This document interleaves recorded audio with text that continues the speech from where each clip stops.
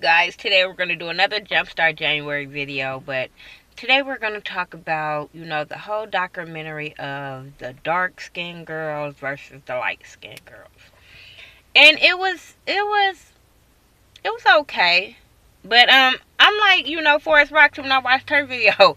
Like, some of this I can't relate to because I'm from California and it's so many different people out there that it's a lot of the issues that a lot of people, didn't really come across with that, especially like living in the hood. Just period, point blank. Like, if you live in the hood, it's some everybody there. You know what I'm saying? It's black people, white people, stuff like that. But I get it. But I was always the in the middle girl, so I wasn't too dark, I wasn't too light, so I didn't get a lot of the backlash that a lot of the other people probably have got. Plus, like I said, I live in the hood. Somebody would have treated me like that, I probably would have got suspended from school because I would have hit somebody. Like I'm not gonna. I was just like that from like being a little girl. Like, you're not gonna disrespect me and think it's gonna be okay and you get away with it. Like, I'm not gonna let you just say whatever you gotta say and just walk off. Maybe now that I'm grown, a lot of people can say things and I just let it roll off. But back in the day as a kid, it wouldn't have happened. I mean, but you do see, I'm not going to say it didn't happen, because I seen a lot of shit did happen. I do notice that, being in school, a lot of the boys did like the light-skinned girls with the supposed pretty hair, or long hair, or stuff like that, in which I never really been considered the bald head chick, so my hair was always long.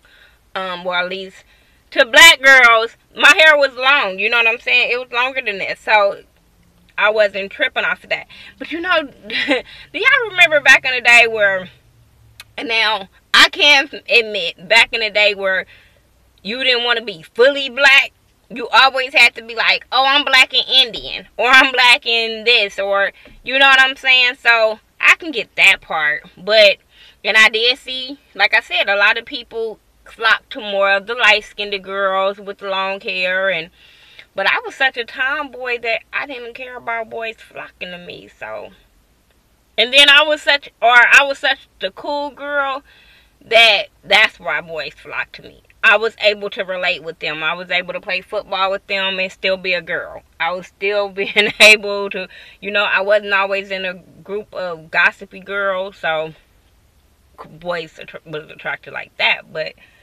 yeah, but to watch the documentary and watch how just light-skinned girls felt was like shocking, because a lot of times when people are picking and picking and picking, you don't know what they going through. You don't see, and that's the thing. I was cool with everybody. I didn't care if you was light, dark, Mexican, Asian, Samoan. It didn't matter to me. So I don't know. I didn't get that. So, but it's crazy just to know that light-skinned girls went through that. You always see the TV shows of dark-skinned girls and stuff like that. So it was shocking to see light-skinned girls go through that. But society does this. Society does this. And it was crazy how the light-skinned girls was like, back in the day of, slavery or whatever. And they was like, why did the black girls think it was just so much more better being in the house than being out the house, because you were still getting raped, you were still getting treated like trash in the house by the women of the house. So, damn, that was shocking, and it was very informational. Like I said, the dark-skinned girls documentary and light-skinned girls were very, very informative. It was, because shit, it was a lot. I've heard of the brown paper bag situation, but I just never would have thought, and a lot of times they say it happens like more down south and stuff like that, but that's fucked up. Like, they treated you according to if you was lighter than the brown bag or darker than a brown bag. Like, I had to think, like, damn, what would you be? Like, what would you... But I guess I would have probably passed. You know, probably back then I would have passed. I've been in a lot since then, but I probably would have passed. But I don't know. It's hard. I mean, I hung around Hispanics a lot.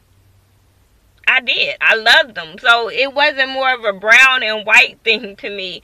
I hung around a lot of Hispanics. I was cool with them. I wanted to hang with them, and you know, they lingual and all that kind of stuff. I was with them, and you know, no shade to black people. I was, you know, hung around black people because that's what I lived around blacks and Hispanics most of my life. And then it's crazy because my dude, like, back in the day, I think it's where you live. I really think it's where you live. Because back in the day, he was saying how he didn't too much get along with Hispanics or whatever. And I think that's probably even a male thing. Because back then, growing up in his neighborhood, it was hard for blacks. Blacks and Mexicans like that didn't... Mexicans, Hispanics, whatever you want to call them. No shade. But, it was hard for them to get along. And it's still, like, in California, it's hard for, you know, y'all be talking about blacks and whites. But out here, well, not out here. I'm not sure what they be doing in Vegas. I don't get out in the streets like that. But in California, blacks and Hispanics, that's the big thing out there. It's not the blacks and the whites. It's the blacks and the Hispanics. So, you know, him growing up, he was like, I didn't get along with them and stuff like that. But then when we got together and I moved him to a different part of California, that's all he was hanging with. And now to this day, his whole friendship, his circle of friends is like a melting pot. It's some everybody, whether it's gay, straight, white, black, Hispanic, Iranian, whatever it is. Like, he hang with all of them, and I guess it got to do with his job and stuff like that too. But him growing up, it wasn't allowed for blacks and Hispanics to hang together, like, not males, or date.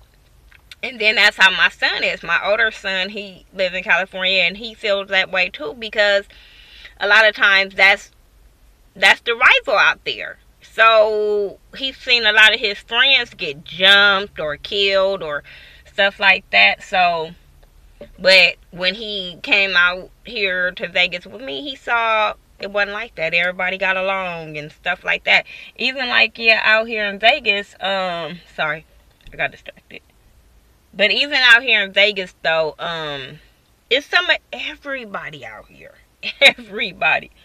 All around, people from all around the world is out here in Vegas. So, it's hard to not get along with everybody or to think you better than somebody because of the tone of your skin color. Like, it's crazy.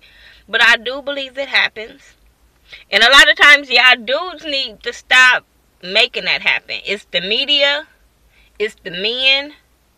You know, if y'all would treat black girls, regardless of what shade they are, as beautiful women, beautiful girls, then they won't. Because a lot of times girls change who they are because of what either society think or what a man thinks. It's not what they think. They probably thinking they the bomb.com, and then as soon as a man say or do something to show like they not attractive, then they change themselves. Or as soon as the media say something else is acceptable, they change themselves. You know what I'm saying? So we got to start there. We got to start at home when we start having these kids.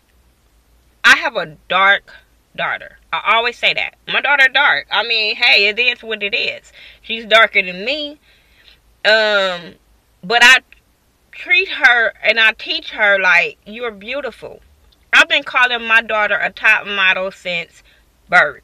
I mean, since birth, day one, since she came out, I've been calling her a top model. So that's what she would think. She would never let somebody else desire who she is. I always be like, oh, you are so beautiful. I never want her to feel like dark girls are not beautiful. I always say I love to see dark girls just rock it. Like, bitch, I'm all that. I'm doing something. And that's how I treat my daughter.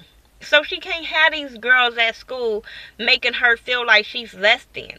Because if you treat them and teach them at home that they color is beautiful, can't nobody outside tell them nothing. Can't nobody outside tell them that, oh, what you are is not acceptable. You know what I'm saying? Maybe they won't be allowed in certain situations, but then they gonna think like, well, maybe I'm too good for that situation. You know what I'm saying? So, yeah, that's what I mean, I know I was all over the place with this, and I know that it wasn't just based on the documentary, but it's just made based on my experience of being a black girl or being a girl general, or you know what I'm saying? Because I don't look at race. And I know that people be like, oh, when you're blind, you might be blind to the fact or stuff like that. No, I know it happens. I just don't like to dwell on negative of what other people think of who you are and what you should be. Especially since my surgery happened, I can give a flying fuck what people think of how I should look, what I should look like, how I should dress, who I should be. I really give a flying fuck since my surgery. I mean, I felt like since I can go through the surgery of, you know, my teeth being removed and my jaw being replaced, I can give a fly and saw what I look like then compared to now. I can give a flying fuck what people think. And I just want all my subscribers to, regardless of what your skin color is, tone, whatever, if you're a dark Hispanic, a light Hispanic, Bino, Samoan, Asian, black, whichever, Dominican, whatever you are, be that. Be you. And not treat other people inferior of who you are. You know what I'm saying? Don't go around thinking you better than nobody because you can rock the best Malaysian hair and they can't. Or if you light-skinned and they dark-skinned, bitch, we all black. Whether you light or dark. Bitch, when it comes to the other races, bitch, you still gonna be black. So to treat your own peoples, regardless of what shade they are, to treat them down and make them feel like they less than, like, that just shows your character. That just shows who you are. If you down in people for their handicap or their flaws, that just shows your character. And like I said, that's why I said it starts at home. If we teach these kids, mine's included. You know what? Mine's not like that. Because my kids, they don't give a damn who you are. You could be a little person. You could be like a big person. You could be fat, skinny. My kids gonna play with you and be nice to you regardless. Because that's how I raised them. But if you talk about other people and other races around your kids, they pick that up.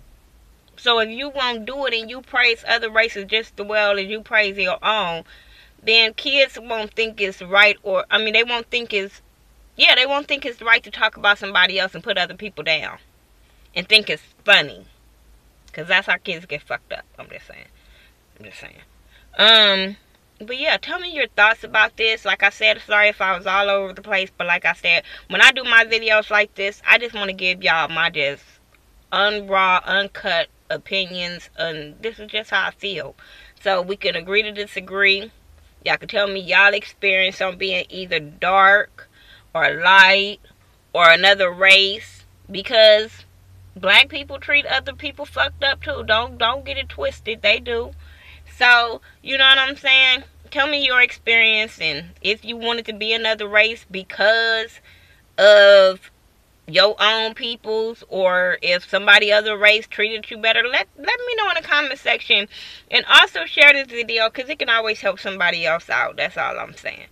Follow me on Facebook, Twitter, Instagram, Google+, Xbox Live. I do everything by The Ghetto View, THA, not THE. And I'll talk to you guys in the next video. Peace out.